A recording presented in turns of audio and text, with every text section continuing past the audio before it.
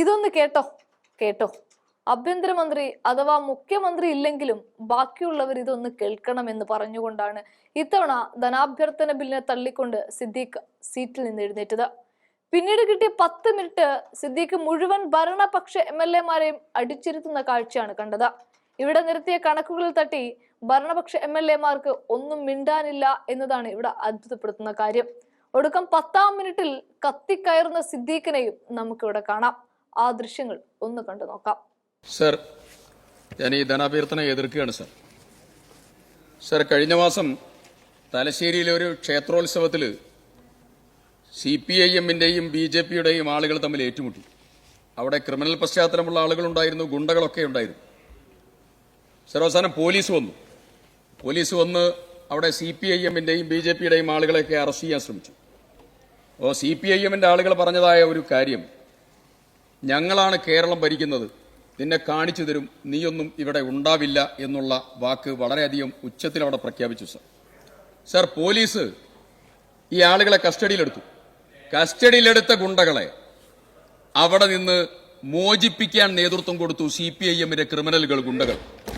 Sir, police case register ചെയ്തു. ഇത് കേട്ടോ പോലീസ് ആഭ്യന്തരമന്ത്രി ഇല്ലെങ്കിൽ മുഖ്യമന്ത്രി ഇല്ലെങ്കിൽ നിങ്ങളൊന്ന് കേട്ടെ. സർ, പോലീസ് കേസ് രജിസ്റ്റർ ചെയ്തു. സർ, ഗുണ്ടകൾ പ്രഖ്യാപിച്ച പ്രഖ്യാപനം പാഴ്വാക്കായില്ല. കേസ് രജിസ്റ്റർ ചെയ്ത പോലീസിനെ SI നേരെ പാലക്കാട്ടേക്ക് മാറ്റി. സർ, കേരളത്തിൽ നടക്കുന്നത് CPIM-ന്റെ ഭരണത്തിൽ റൂൾ ഓഫ് ലോ അല്ല, നിയമവാഴ്ചയല്ല, പാർട്ടി ക്രിമിനൽ വാഴ്ചയാണ് നടക്കുന്നത് എന്നുള്ളത് ഇതിൽ പരം തെളിവ് വേണോ സാർ? ഇതിൽ പരം വല്ല തെളിവ് വേണോ? സർ, ഞാൻ എന്റെ നിയോജക മണ്ഡലത്തിലെ ഒരു കേസ് പറയാം സാർ. വളരെ വേദനയുള്ള ഒരു കേസാണ്. സാർ, ഞാൻ ആ വീട്ടിൽ പോയിരുന്നു. 9-ാം ക്ലാസ്സിൽ പഠിക്കുന്ന ഒരു മിഹിർ അഹമ്മദ് എന്ന് പറയുന്ന ഒരു കൊച്ചുമിടുക്കൻ. അവൻ പഠിച്ചത് എറണാകുളത്തെ ഗ്ലോബൽ പബ്ലിക് സ്കൂളിലാണ് സാർ. മാതാവ് രചനയുടെയും സലീമിന്റെയും 2 മക്കളിൽ ഒരുവൻ. സർ, 15/1/2025 ഈ സ്വന്തം വീടുള്ള 26-ാം നിലയിൽ നിന്ന് ആ പയ്യൻ ചാടി സൂയിസൈഡ് ചെയ്തു. സർ, ആ സൂയിസൈഡിന്റെ യഥാർത്ഥ കാരണം ആ സ്കൂളിൽ ബസ്സിലും ക്ലാസ്സിലും നടന്ന ആ കുട്ടിക്കെതിരെ നടന്ന പീഡനമാണ്. സാർ, ഞാൻ ബഹുമാന്യനായ DGP-യെ വിളിച്ച്, ഞാൻ കൊച്ചിൻ പോലീസ് കമ്മീഷണറെ വിളിച്ച്, ഞാൻ പുത്തൻകുരിശ് DYSP-യെ വിളിച്ച് ഈ കേസിന്റെ ഓരോ കാര്യങ്ങളും പറഞ്ഞ് ഗൗരവത്തോടുകൂടി നോക്കണം എന്നൊക്കെ പ്രത്യേകം പറഞ്ഞ് സംസാരിച്ചിരുന്നു. സാർ, നിങ്ങൾ ആലോചിക്കണം, ഇന്ന് ആ കേസുമായി ബന്ധപ്പെട്ടുകൊണ്ട് വിദ്യാർത്ഥികളെ ഈ കുട്ടി മരിച്ചതിന് ശേഷം ജസ്റ്റിസ് ഫോർ മിഹിർ എന്ന പേരിൽ ഒരു വാട്സപ്പ് ഗ്രൂപ്പ് ഉണ്ടാക്കി. ആ വാട്സപ്പ് ഗ്രൂപ്പിലെ ഒരു സന്ദേശം ഞാൻ ഇവിടെ വായിക്കാം. സാർ, ഇന്ന് കേരളത്തിലെ കോളേജുകളിൽ മാത്രമല്ല സ്കൂളുകളിൽ അടക്കം നടക്കുന്ന അതീവ ഗുരുതരമായ പ്രശ്നം, ആ പ്രശ്നത്തെ നമ്മുടെ പോലീസ് എങ്ങനെയാണ് കൈകാര്യം ചെയ്യുന്നത് എന്നുള്ളതിന്റെ ഏറ്റവും വലിയ തെളിവാണ്. സാർ, 2 കുട്ടികളുടെ പേര് പറയുന്നുണ്ട്. ഞാൻ ആ കുട്ടിയുടെ പേര് ബോധപൂർവം പറയാതിരിക്കുകയാണ്. They made Mihir play a game where he spread his fingers out and instead of using a pencil to hit between the gaps of his fingers, they made him use a knife. ഒരു കളി കളിക്കാൻ ആ കുട്ടിയെ പ്രേരിപ്പിച്ച് pencil ആ ഫിംഗറിനിടയിൽ ഇടുന്നതിന് പകരം കത്തിയിട്ടുകൊണ്ട് ആ കുട്ടിയെ കളിപ്പിച്ചു. എന്നിട്ട് അതിനുശേഷം they also made him lick toilet seats and also pushed his head into toilets and flushed them. ആ കുട്ടിയെ പിടിച്ച് ടോയ്ലറ്റിന്റെ സീറ്റ് ബെൽറ്റ് നമ്മൾ ഇരിക്കുന്നതായിട്ടുള്ള ബെൽറ്റ്, അതിൽ ആ കുട്ടിയെ നാവ് കൊണ്ട് നക്കിച്ചു. അതിനുശേഷം ആ കുട്ടിയുടെ തല ടോയ്ലറ്റിലേക്ക് അമർത്തി, എന്നിട്ട് ഫ്ലഷ് ചെയ്തു. സർ, നിങ്ങൾ ആലോചിക്കണം, ഈ കുട്ടി പിറ്റേ ദിവസങ്ങളിൽ ഞാനും നിങ്ങളും കേൾക്കുന്ന വാർത്ത 26-ാം നിലയിൽ നിന്ന് ചാടി സൂയിസൈഡ് ചെയ്തു എന്നുള്ളതാണ്. ഇതിൽ ഈ കുട്ടിയുടെ ചേട്ടനോട്, ഈ കുട്ടിയുടെ സുഹൃത്തുക്കളോട് ഈ കുട്ടി കാര്യം പറയുന്നുണ്ട്. ഇത് ആ കുട്ടികളുടെ തന്നെ വാട്സപ്പ് ഗ്രൂപ്പാണ്, മരണത്തിന് ശേഷമുള്ള വാട്സപ്പ് ഗ്രൂപ്പാണ്. സർ, പുത്തൻകുരിശ് പോലീസ് ഈ റാഗിംഗ് കേസ് അന്വേഷിച്ച് ഒരു പ്രതിയെ പിടിച്ചില്ല എന്നുള്ളത് മാത്രമല്ല, സ്വന്തം ചേട്ടനോട് പറഞ്ഞ കാര്യം പോലീസിനോട് ചോദിച്ചപ്പോ എന്തേ ഈ വാട്സപ്പിന്റെ ചാറ്റുകൾ നിങ്ങൾ പരിശോധിക്കാത്തത് എന്ന് ചോദിച്ചപ്പോ അതൊക്കെ ഞങ്ങൾ അന്വേഷിച്ചോളാം എന്ന് പറഞ്ഞ് ആ കേസ് ഇന്ന് മൂടുന്ന അവസ്ഥയിലാണ്. സാർ, എവിടെ നീതി കിട്ടും? ഞാൻ ബഹുമാനപ്പെട്ട ചെയറിനോട് പറയുന്നു, മുഖ്യമന്ത്രിയോട് പറയുന്നു, കൊച്ചു കുട്ടികൾ വരെ സൂയിസൈഡ് ചെയ്യപ്പെടുന്ന ഈ കാലഘട്ടത്തിൽ ഗുരുതരമായ അപരാധം ചെയ്തതായിരിക്കുന്ന ആളുകളെ നിയമത്തിന്റെ മുമ്പിൽ കൊണ്ടുവന്ന് മരണാനന്തര നീതി ലഭ്യമാക്കാൻ വരെയുള്ള നടപടിക്ക് ഈ സർക്കാർ നേതൃത്വം കൊടുക്കണമെന്ന് വിനീതമായി ആവശ്യപ്പെടുകയാണ്. ഇങ്ങനെ ക്യാമ്പസുകൾ പോകാനൊക്കില്ല, ഇങ്ങനെ സ്കൂളുകൾ പോകാനൊക്കില്ല. ഏറെ ഗൗരവതരമായ സാഹചര്യത്തിലൂടെ നമ്മുടെ ക്യാമ്പസുകളും നമ്മുടെ സംസ്ഥാനങ്ങളും നടന്നു പോവുകയാണ് സർ. സർ, ജയിലുകളുടെ ഇന്നത്തെ അവസ്ഥ എന്താണ് സർ? നിങ്ങൾ ആലോചിച്ച് നോക്കണം. ജയിലിൽ വെച്ച് ഒരു ദിവസം തിരുവഞ്ചൂര് ഭരിക്കുമ്പോഴാണല്ലോ ജയിലിനകത്ത് പരിശോധന നടത്തിയപ്പോ ജയിലിനകത്ത് മരിച്ച രക്തസാക്ഷിയുടെ പേര് വെച്ചുകൊണ്ടുള്ള രക്തസാക്ഷി സ്തൂപം വരെ നിൽക്കുക. സർ, ജയിലിൽ വെച്ച് സ്വർണ്ണക്കടത്ത്, ജയിലിൽ വെച്ച് ഫേസ്ബുക്ക് പോസ്റ്റ് ഉൾപ്പെടെയുള്ള സോഷ്യൽ മീഡിയ, ജയിലിൽ വെച്ച് ലഹരിക്കടത്ത്, ജയിലിൽ വെച്ച് ഫോൺ ഉപയോഗം, ജയിലിൽ വെച്ച് ജയിലിലേക്ക് പോകുന്ന ആളുകൾക്ക് യാത്രയയപ്പ്, ഇതൊക്കെയാണ് സാർ ഇന്നിപ്പോ കേരളത്തിൽ നടക്കുന്നത്. ഇത് സ്വീകരണം വേറെ. സർ, ഞാൻ ചോദിക്കുന്നു, ശരത് ലാൽ കൃപേഷ് കൊലപാതക കേസിലെ പ്രതികൾ ജയിലിലേക്ക് പോകുമ്പോ ആരാണ് സാർ യാത്ര അയച്ചത്?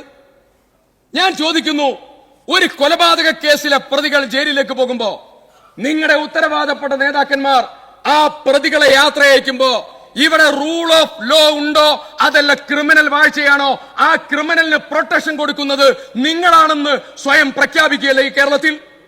ഇതിനേക്കാൾ വലിയ മര്യാദകേടും ഇതിനേക്കാൾ വലിയ ജനാധിപത്യ വിരുദ്ധ പ്രവർത്തനവും വേറെ ഏതെങ്കിലും ഉണ്ടോ സാർ? നിങ്ങൾ ആലോചിച്ചു നോക്കണം. ചില കേസുകൾ ഹോളി ക്രൈംസ് ആണ് സാർ. പാർട്ടി തീരുമാനിച്ച് നടത്തുന്ന കൊലപാതകം ഹോളി ക്രൈംസ്. അതിന്റെ ഭാഗമാണല്ലോ പ്രിയപ്പെട്ട കെ രമ ഇവിടെ പറഞ്ഞത്. ഓരോ ആളുകൾക്ക് കൊടുത്തതായിരിക്കുന്ന സർ, KC രാമേന്ദ്രന് കൊടുത്തതായിരിക്കുന്ന പരോളിന്റെ ഡേയ്സിനെ കുറിച്ച് ഇവിടെ പറഞ്ഞു 1308 ദിവസം. സർ, അതിന്റെ റീസൺ കിർമാണി മനോജ് ഉൾപ്പെടെ വായ്പിടിച്ച റഫീഖ് ഉൾപ്പെടെ ഓരോ പ്രതികൾക്ക് നിങ്ങൾ കൊടുത്തതായിരിക്കുന്ന MC മനോജ് ഉൾപ്പെടെ ഓരോ ആളുകൾക്ക് നിങ്ങൾ കൊടുത്ത 1038, 1044, 962 അടക്കമുള്ളതായിരിക്കുന്ന പരോൾ ദിവസങ്ങൾ. സർ, അതിന്റെ റീസൺ എഴുതിയതാണ് ഏറ്റവും വലിയ രസം. സർ, അതിന്റെ റീസൺ എഴുതിയിരിക്കാൻ time to spend with family members. Sir, നാണമുണ്ടോ സാർ നിങ്ങൾക്ക്? ഒരു കൊലപാതകത്തിന് നേതൃത്വം കൊടുത്ത 52 വെട്ടുവെട്ടി കൊലപാതകത്തിന് നേതൃത്വം കൊടുത്ത ഒരു പൊതുപ്രവർത്തകനെ കൊന്ന് കശാപ്പ് ചെയ്ത ആ പ്രതികൾക്ക് കുടുംബത്തിന്റെ കൂടെ താമസിക്കാൻ എന്ന് പറഞ്ഞ് 1000, 1500 ദിവസവും നിങ്ങൾ പരോള് കൊടുക്കുമ്പോ ഈ സർക്കാരിന് നിയമവാഴ്ചയോട് പുല്ലിന്റെ പറയാണ് സാർ. ഈ സർക്കാരിന് മാന്യതയും ഈ സർക്കാരിന് ജനാധിപത്യ നീതിന്യായ ബോധമുണ്ടോ സാർ? സർ, ഓരോ കാര്യം നിങ്ങൾ നോക്കണം. ഇപ്പോ സർ, ഇതൊക്കെ കാണുമ്പോ എന്താണ് ഞങ്ങൾക്ക് ഓർമ്മ വരുന്നത് എന്ന് ചോദിച്ചാൽ യഥാർത്ഥത്തിൽ നിയമവാഴ്ച അവിടെ നടക്കില്ല. സ്വരാജിന്റെ 2000 ശ്രീ P ജയരാജനെ സെക്രട്ടേറിയറ്റിൽ ഉൾപ്പെടുത്താതെ നിങ്ങൾ പുറത്താക്കിയപ്പോ അദ്ദേഹത്തിന്റെ മകൻ ഒരു ഫേസ്ബുക്ക് പോസ്റ്റ് വാട്സ്ആപ്പ് സ്റ്റാറ്റസ് വെച്ചു. ആ സ്റ്റാറ്റസിൽ ആ മകൻ പറഞ്ഞതായിരിക്കുന്നത് 2019 സ്വരാജിന്റെ ഒരു ഫേസ്ബുക്ക് പോസ്റ്റാണ്. ആ സ്വരാജിന്റെ ഫേസ്ബുക്ക് പോസ്റ്റിലുള്ളതായിരിക്കുന്ന വാചകം, ഈ കേരളം രാജ്യം എന്നുള്ളത് അദ്ദേഹം പറഞ്ഞു, ഞാനത് കേരളമാക്കുന്നു. ഈ കേരളം ഇവർ ഭരിക്കുമ്പോ ഇങ്ങനെയൊക്കെ അല്ല മറ്റു വല്ലതും സംഭവിക്കും എന്ന് നിങ്ങൾക്ക് വല്ല ധാരണയുമുണ്ടോ എന്നുള്ളതാണ്. സാർ, ഇതിൽ പരം മറ്റു വല്ലതും സംഭവിക്കോ സാർ? സാർ, എന്താണ് സാർ ഇന്ന് പോലീസിന്റെ അവസ്ഥ? പോലീസിന് ഡീസൽ അടിക്കാൻ കാശില്ല, പോലീസിന്റെ കയ്യിൽ പുതിയ വാഹനമില്ല, പോലീസിന്റെ കയ്യിൽ പുതിയ ഉപകരണങ്ങളില്ല. സർ, മുഖ്യമന്ത്രിയുടെ മൂക്കിന് താഴെയുള്ള കന്റോൺമെന്റ് പോലീസ് സ്റ്റേഷനിലെ ടെലിഫോണിന്റെ ബില്ലടയ്ക്കാൻ പോലും കാശില്ല സാർ. സർ, എങ്ങനെ പോലീസ് ഇവിടെ എൻഫോഴ്സ്മെന്റ് നേതൃത്വം കൊടുക്കും? ഏത് കാര്യത്തിന് നേതൃത്വം കൊടുക്കും?